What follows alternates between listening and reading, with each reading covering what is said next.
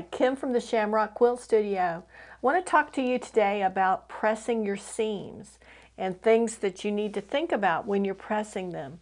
First of all, you've sewn these two pieces of fabric together here, right, with your sewing machine.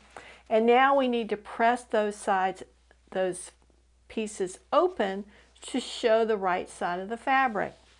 You've got a couple of options.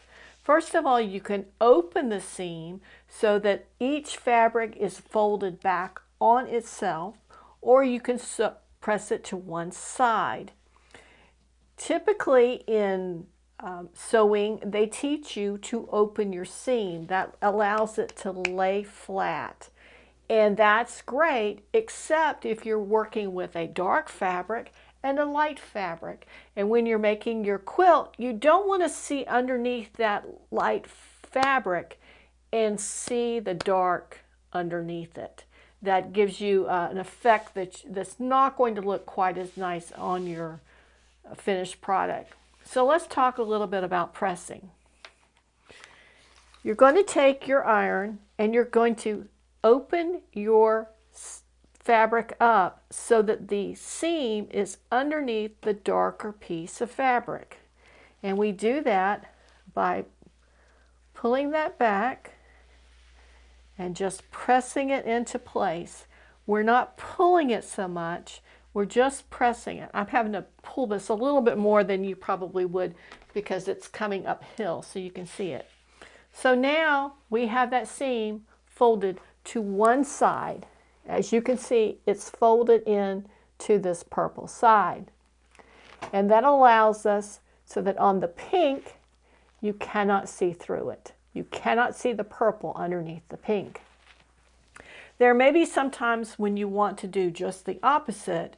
And a lot of times your patterns, if you're working with a quilt pattern, it will tell you that. And it's because you need to nest those seams so you don't have 5 or 6 layers of fabric sitting on top of each other. But that would probably be the only time that you would do that. Now the other option is to press open your seams. And that would mean that the fabric is laying back on itself. So in that case, this is what you're looking for. If you see how that is done. And let me just press that open a bit. With any of these, you're going to want to make sure that your seam, that you've just barely pulling those so that you get the press right at the seam line. And there you go. There it's pressed through.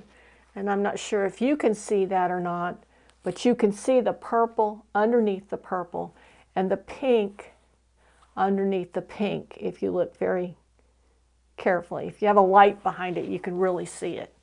Now, a couple of things. You don't want to press down and pull it back and forth because that will distort the fabric. So you want to just let the weight of the iron do the work for you and then just push it along or pick it up and place it down as you need to. And it really depends on whether you're working on straight of grain fabric or if you're working on a bias.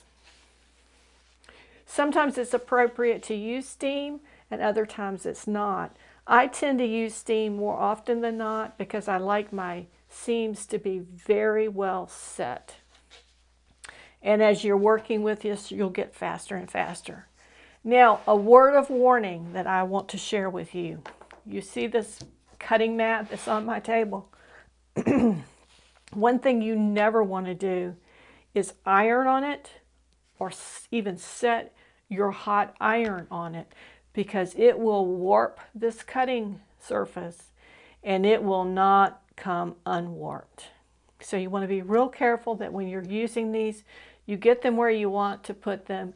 You keep them as flat as possible so that they will hold that flat shape and keep the hot iron away. In using this little short demonstration, I'm using a thick notebook underneath the iron to make sure that no heat transfers from the iron to the cutting surface. And on this is a traveling ironing board that has a thick surface underneath and on the ironing surface itself. So be very careful of that because these can be expensive and you don't want to ruin them. Those are my tips for pressing seams. I appreciate you stopping by today. Please be sure to like us on Facebook and subscribe to our channel on YouTube so we can bring you more tips. Thank you.